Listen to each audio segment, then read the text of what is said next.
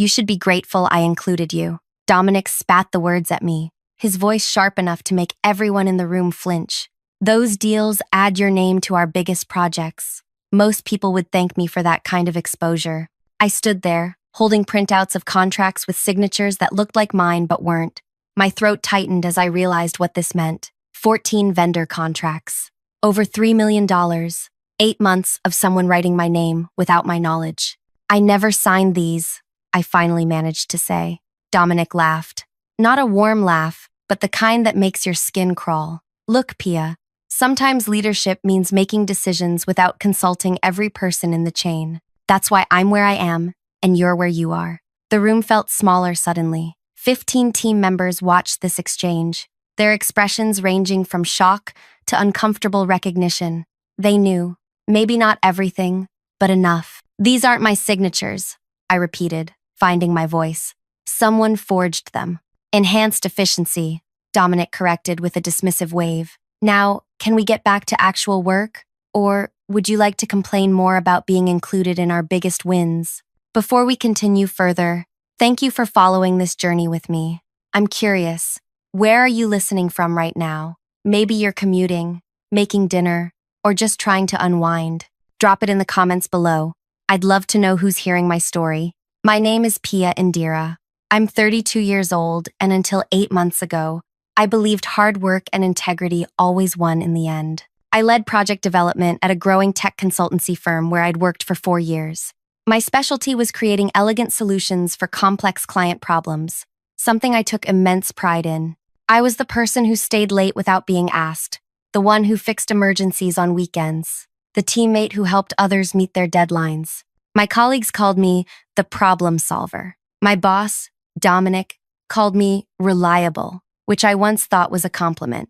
That morning had begun like any other. I arrived early, made tea at the little station by the window, and settled at my desk to review client requirements for an upcoming pitch. Then my phone rang. "Hello, is this Pia Indira?" A friendly voice asked. "Yes, speaking." "Great. This is Vince from Oakwood Supply. I wanted to discuss the delivery schedule changes you requested for the Horizon implementation." I paused. "I'm sorry. Which implementation?" Silence hung between us for a moment. "The Horizon project? The vendor contract you signed 2 months ago?" "I think there's been a mistake," I said slowly. "I'm not managing any project called Horizon." "Oh," Vince sounded confused. "I have the contract right here with your signature from April 14th. It's for custom interface components valued at $247,000. My stomach tightened. "Could you send me a copy of that contract?" "Sure thing. What email should I use?" "What email should I use?" "My work email is fine," I said, reciting it for him. "That's the same one we've been corresponding with," Vince said, "though usually your assistant Lainey responds." I didn't have an assistant named Lainey. The contract arrived in my inbox 3 minutes later. There, at the bottom, was what appeared to be my signature, except I'd never seen this document before in my life. The signature looked like mine, but with subtle differences only I would notice. I immediately searched my email for previous correspondence about this Horizon project. Nothing. I checked our internal project management system. Nothing under my assigned projects. But when I searched the entire system for Horizon, I found it, listed under Dominic's management portfolio, with me designated as project lead, despite having zero knowledge of its existence. A cold feeling spread through me. I dug deeper and discovered 3 more projects I supposedly led, but had never heard of. By lunch, I'd uncovered 8 contract signatures that weren't mine. I approached Maya, our senior account manager and someone I trusted. I showed her one of the contracts with my forged signature. "Did you know about this Frost project?" I asked carefully. Maya glanced at the document, then at me. "Yeah, Dominic mentioned you were heading it while juggling your other assignments. I was impressed you were managing so much. I've never seen this contract before today," I said quietly. Maya's expression shifted from confusion to concern. "But your name is on all the vendor paperwork. Dominic's been highlighting these projects in leadership meetings for months, talking about your department's expanded capacity. By day's end, I discovered 14 separate vendor contracts, worth over $3 million, all bearing forgeries of my signature, all dated within the past 8 months. That night, I didn't sleep. I sat at my kitchen counter with copies of all 14 contracts spread before me, tracing the subtle differences in my signature across each one. Some nearly perfect, others rushed. All fake. If any project failed, those signatures would point directly to me as the responsible party. Someone else had gambled with my professional reputation without my consent. The next morning, I arrived earlier than usual. Raj, our technical manager, was the only other person there. "You're here early," he commented. "Needed a quiet moment to think," I replied. Then, keeping my voice casual, "Hey, what have you heard about the Horizon implementation? The interface overhaul? It's ambitious, especially considering the client's budget constraints. Between us," he lowered his voice, "the vendor costs seem unusually high for what we're getting." "What do you mean?" "Well, comparable components on previous projects cost about 40% less. But nobody questions success, right? Dominic keeps bringing in these big contracts. The executive team is happy." I nodded thoughtfully. "Who approved the vendor selection?" "You did," Raj said, looking confused. "Your signature is on all the paperwork." The pieces started fitting together. My boss wasn't just signing my name. He was creating a safety net. If these risky projects succeeded, he'd take the credit. If they failed, evidence would point to me. When I confronted Dominic in our one-on-one meeting later that day, his reaction told me everything. "We need to discuss these signatures," I said, placing one contract on his desk. He glanced at it, then stared at me without a hint of remorse. "There's nothing to discuss. Projects are moving forward, clients are happy, and your name is getting noticed. Stop making problems where there aren't any." "This is forgery," I said firmly. "This is business," he countered. "Everyone's making money. The executive team is thrilled with our department's growth. Your bonus will reflect that success." I never approved these vendors or their rates. Dominic leaned back in his chair. "Look, Pia, you're good at the technical stuff, but I understand the bigger picture. These vendors have relationships that benefit our long-term positioning. Sometimes that costs more upfront." "What relationships?" I pressed. His expression hardened. "This conversation is over. I've got a leadership call in 5 minutes." Every day after that felt heavier than the last. I thought about reporting everything but worried about becoming a target. Dominic had been with the company for 10 years. He played golf with the CEO. I was just a team lead with a solid track record but no powerful allies. Then I realized something so simple it almost made me laugh. My signature, my actual signature, was all over legitimate company documents. The real thing existed in personnel files, on previous contracts, on countless approved timesheets. Nobody had bothered to compare the forgeries against authenticated records. For the next month, I devoted myself to learning everything about our company's approval processes. I spoke with Keisha in accounting about payment authorizations, with Wei in purchasing about vendor selection procedures, and with several trusted colleagues about past projects. I discovered something interesting.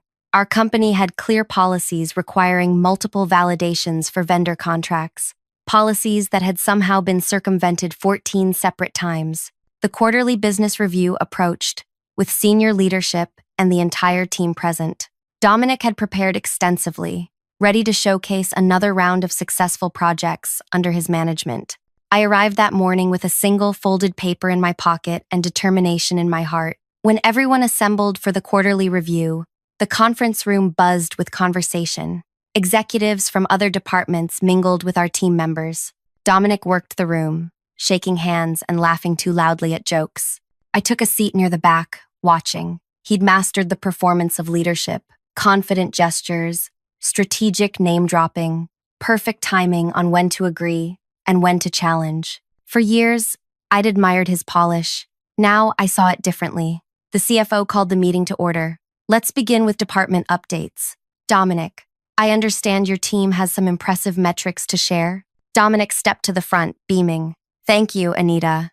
Indeed, we do." His presentation flowed smoothly through growth charts and client testimonials. He highlighted 5 major implementations from the past quarter, 3 of which bore my forged signature on their vendor contracts. "These strategic vendor partnerships have been central to our achievements," he said, displaying a slide that showed all 14 contracts as a visual backdrop. My name appeared repeatedly in the corner of each document. "We've expanded our capabilities while maintaining our core expertise. Senior Vice President Terrence nodded approvingly. The growth numbers are impressive. How have you managed to scale so quickly? Delegation and trust, Dominic answered without hesitation. I've empowered key team members like Pia to take ownership of vendor relationships. She's been instrumental in these expansions. Several people glanced my way. I kept my expression neutral. Speaking of vendors, Anita said, these new partnerships represent a significant increase in external costs. Can you speak to the return on investment? Absolutely, Dominic replied. While upfront costs are higher than historical averages, these specialized vendors bring unique capabilities that command premium rates. The client satisfaction scores validate our approach. When the question period began, I waited for the right moment. The director of operations asked about implementation timelines for upcoming projects. Before we move to future planning, I said, standing up calmly, I'd like to address these current contracts, since my signature appears on them. The room quieted. Dominic turned toward me, a flash of alarm crossing his face before his professional mask slipped back into place. I'm happy to discuss specific vendor details after the meeting, Pia, he said smoothly. Let's not derail the broader conversation. Actually, I think this is relevant to everyone, I continued, taking out my folded paper. For 8 months, I've been studying how these contracts were created, processed, and approved. I unfolded the document, a simple printout of our company's purchasing policy. According to company policy, Section 4.3, all vendor contracts require 2 signatures, the department head and the project lead. But what's fascinating is that finance must verify both signatures against personnel records before any payments are processed. I turned to Anita, which means for 8 months, someone in finance has been approving payments despite having my real signature on file, and seeing these obvious forgeries, I've been wondering who authorized bypassing our verification process and why. Anita straightened in her chair, her expression shifting from confusion to sharp interest. I'm not questioning the projects themselves, I added. I'm asking about the breakdown in our financial controls that allowed this to continue unchecked across 14 separate contracts. Dominic's face changed color as the focus shifted from him to larger questions about financial oversight. What exactly are you suggesting, Pia? Terrence asked, his attention fully engaged. I'm stating facts, I replied calmly. These 14 contracts bear signatures that aren't mine. I never reviewed these vendors, never approved their rates, and in several cases, never even knew these projects existed until a vendor called me directly last month. Dominic stepped forward. This is clearly a misunderstanding. Pia and I discussed these projects extensively. Perhaps in the rush of implementation, some communication got lost. That would explain one project, I said, not 14 over 8 months. And it doesn't explain why my signature was used without my knowledge. The room went quiet. I could feel the weight of everyone's attention. Anita turned to Dominic. Is this accurate? Were these signatures added without Pia's direct approval? Dominic adjusted his tie. We have an expedited approval process for time-sensitive opportunities. Pia was always informed of the projects. I wasn't, I interrupted. And the signature process was simply to maintain workflow efficiency, he continued, ignoring me. The executive team approved this streamlined approach last year. Anita frowned. I don't recall any policy changes to our signature verification requirements. It was discussed during the strategic planning retreat, Dominic insisted. Ask Terrence. All eyes turned to the senior VP, who looked perplexed. We discussed accelerated approval workflows, but not bypassing signature verification. That would create significant compliance issues. I spoke again, keeping my voice even. 3 weeks ago, I pulled the activity logs from our project management system. For 8 of these 14 projects, my user account was never granted access until after the contracts were signed. I literally couldn't have known about them. Murmurs spread through the room. I continued. Furthermore, I've compared the market rates for similar vendor services. These contracts average 42% above standard pricing for comparable deliverables. Different vendors have different quality standards, Dominic said dismissively. We chose premium partners for premium clients. Then why keep the project lead in the dark? I asked. Why forge signatures instead of getting proper approvals? Terrence raised his hand to pause the back and forth. This is serious.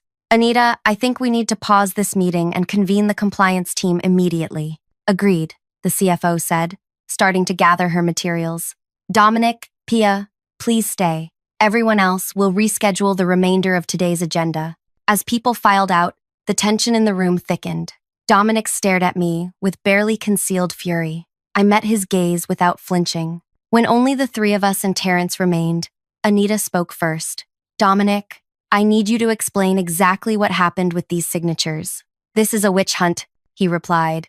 Pia is ambitious. She's seen how successful these projects have been and now wants to distance herself from the decisions while claiming I acted inappropriately. That doesn't address the signatures, Terrence noted. In fast-moving business environments, sometimes paperwork follows after decisions are made, Dominic argued.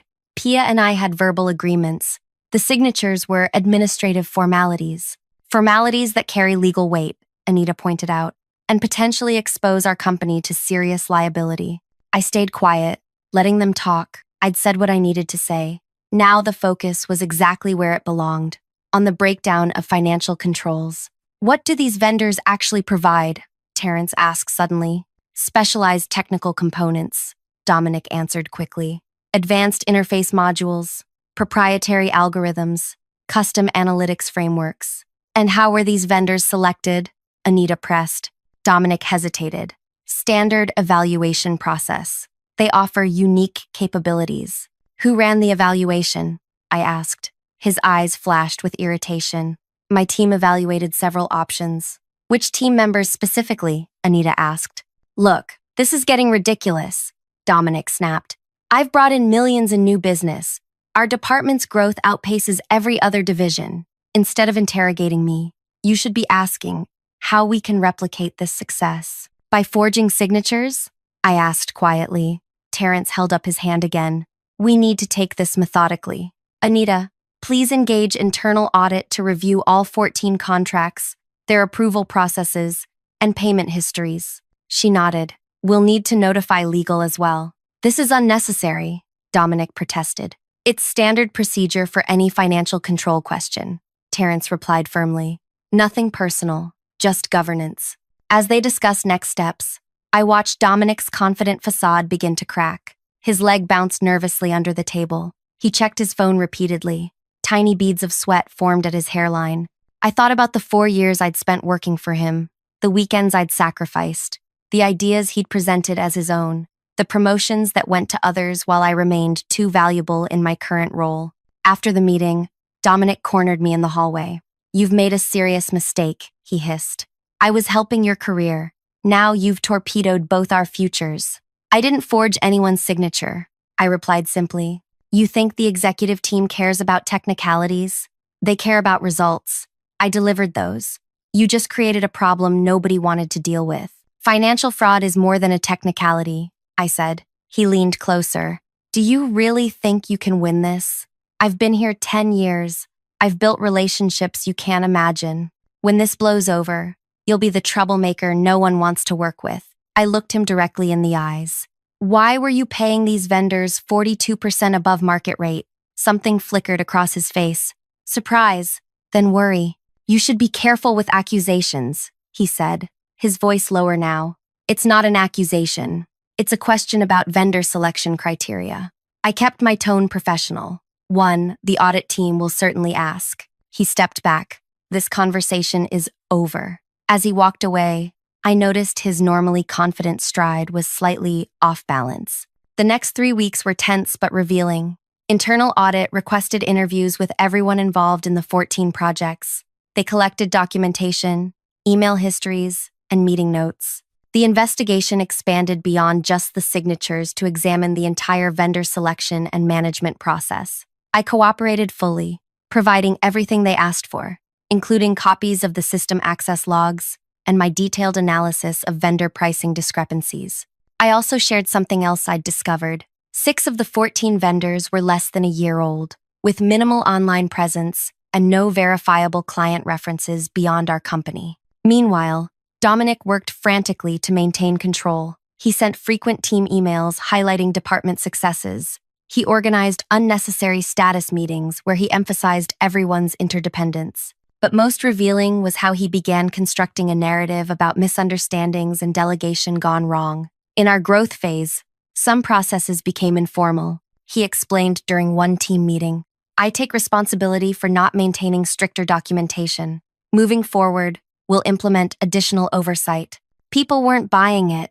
The atmosphere changed as more details emerged. Team members who had once competed for Dominic's approval now avoided being associated with him. When he entered rooms, conversations paused. 4 weeks into the investigation, I received an email from Terrence requesting a private meeting the following morning. I arrived at his office, unsure what to expect. "Pia," he greeted me. "Thank you for coming.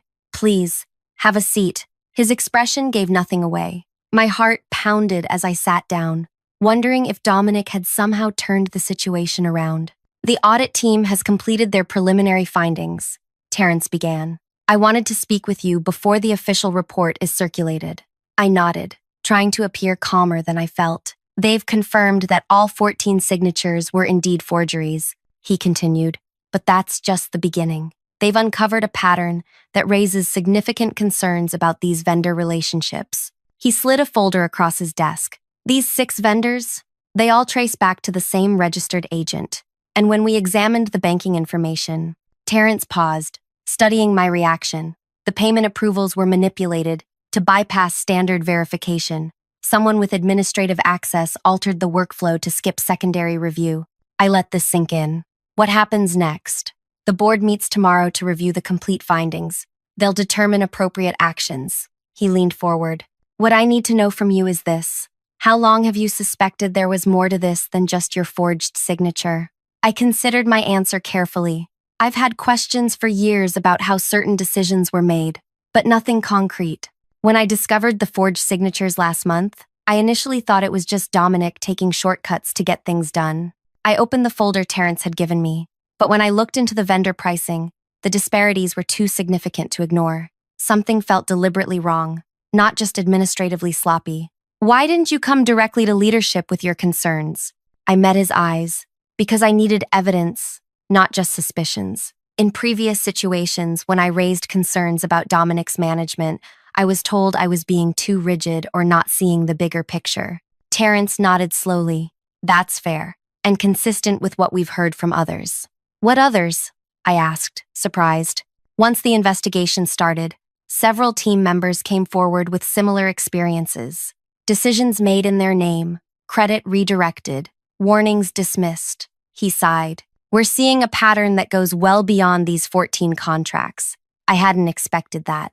I'd been so focused on my own situation that I hadn't considered others might have similar stories. "There's something else you should know," Terrence continued. "The audit team traced where the payments to those 6 suspicious vendors ultimately went." My breath caught, and, through a series of transfers, significant portions ended up in an offshore account linked to a small investment company. The beneficial owner of that company appears to be Dominic's brother-in-law. The realization hit me like a physical force.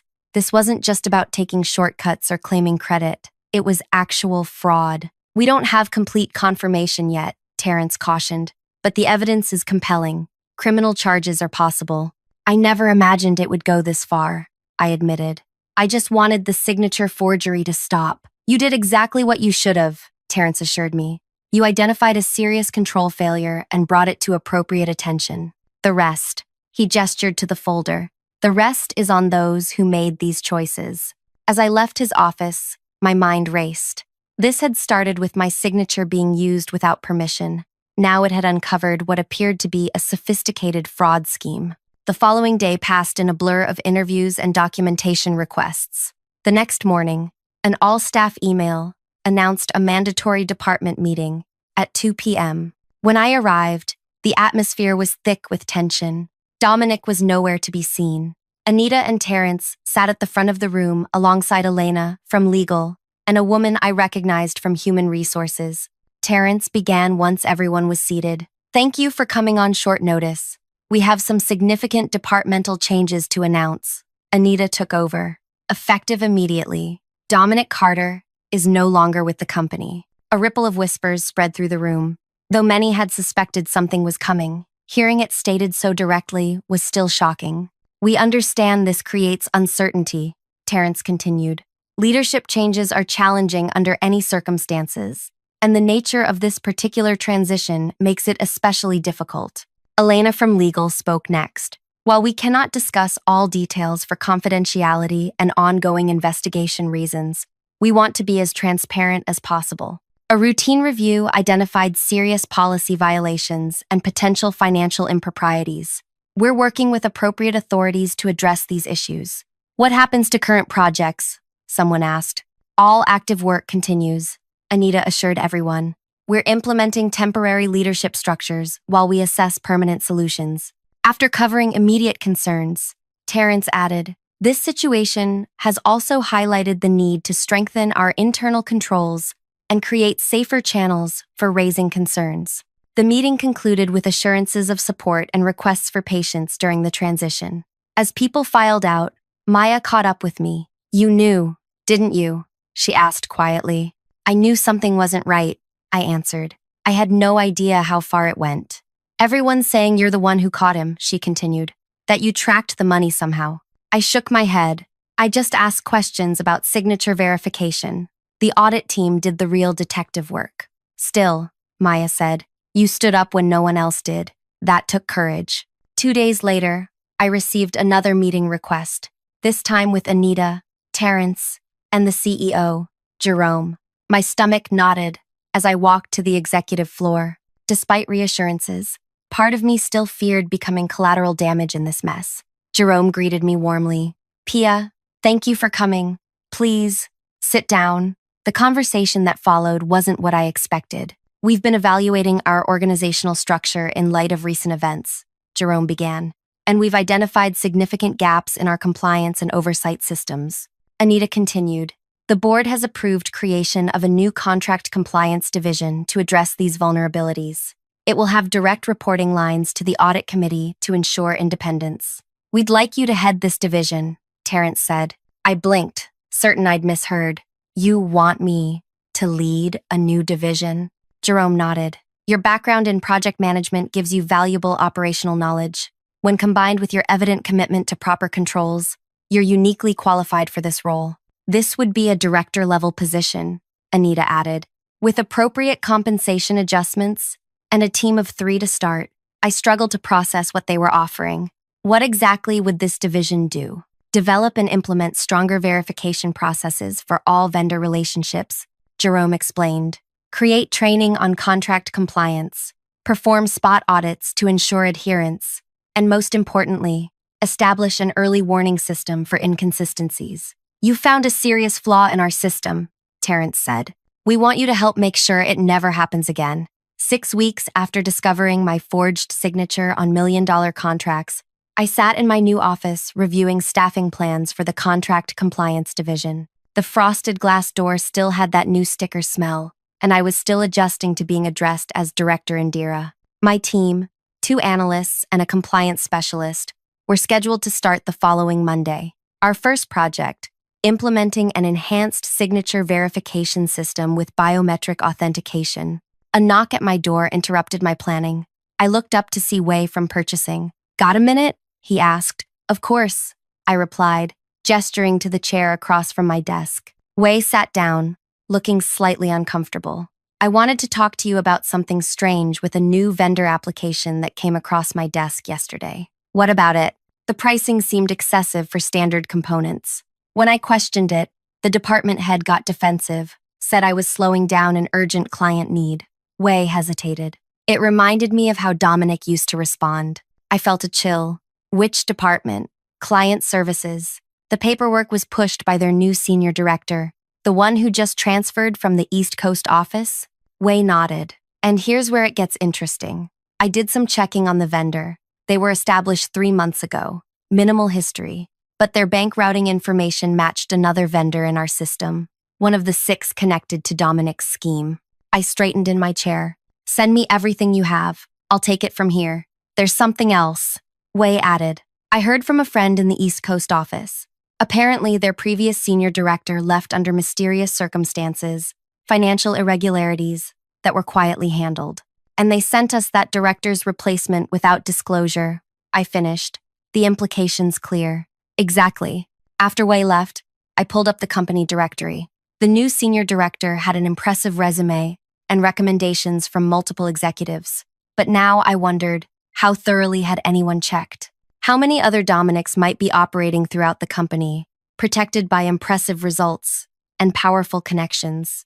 I opened a new document and began typing, proposed framework for executive hiring controls and background verification. The systemic vulnerabilities extended far beyond my former boss. My new role gave me the authority to address the underlying conditions that allowed such behaviors to thrive. Later that week, I encountered Dominic's former assistant, Lainey, in the cafeteria. She'd been reassigned to marketing after the investigation. "How are you adjusting?" I asked as we waited in the lunch line. "Better than expected," she admitted. "It's nice working for someone who doesn't make me forge signatures or lie about their whereabouts." "You knew what was happening?" She nodded. "Some of it. He kept most details compartmentalized. No single person saw the whole picture. Did you ever consider reporting it?" "Once," Lainey said, her voice dropping. "I hinted to HR that I was uncomfortable with certain requests. 2 days later, Dominic called me into his office and mentioned how his recommendation could either help or hurt my future prospects. The message was clear. I thought about how many others might have similar stories, small moments of courage, met with subtle threats. "I'm sorry that happened to you," I said. "I'm sorry I wasn't braver," she replied. "When I heard what you did in that meeting, I wish I'd had that courage." 3 months after the investigation, the full impact of Dominic's actions became public when criminal charges were filed. The news reported that approximately $875,000 had been diverted through the fraudulent vendor scheme. Dominic faced multiple felony counts of wire fraud, money laundering, and falsification of business records. The company implemented all 12 recommendations from my new division, creating what the board called the most robust contract controls in the industry. I now reported directly to the audit committee, with a team that had grown to 7. Dominic's replacement, Charlotte, proved to be everything he wasn't: transparent, collaborative, and genuine in giving credit. The department flourished under her leadership, achieving growth targets without the ethical compromises of the past. As for Dominic, his legal troubles extended beyond our company. Investigations revealed similar schemes at 2 previous employers, who had quietly let him resign rather than face public embarrassment. His carefully constructed reputation crumbled as the full pattern emerged. 1 year after that fateful quarterly meeting, I received an unexpected email.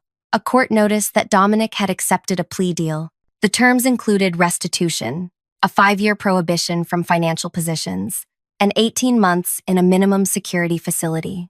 Attached to the formal notice was a personal message from the prosecutor. "Your documentation and testimony were instrumental in securing this outcome.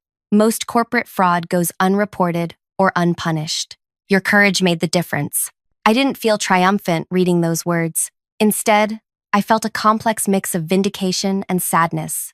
For the damage done, for the trust broken, for a talented person who chose deception over integrity. The most effective revenge wasn't getting Dominic fired or seeing him face legal consequences. It was transforming the system that had enabled his behavior in the first place. By creating new safeguards and empowering people to speak up without fear, I'd helped ensure no one else would experience what I and others had endured. The following week, I presented our latest compliance enhancements to the board. As I concluded, the chair asked an unexpected question. "Director Indira, beyond the technical improvements, what do you consider the most important change we've made?" I thought about Lainey, about Wei, about all the employees who had started using our anonymous reporting system.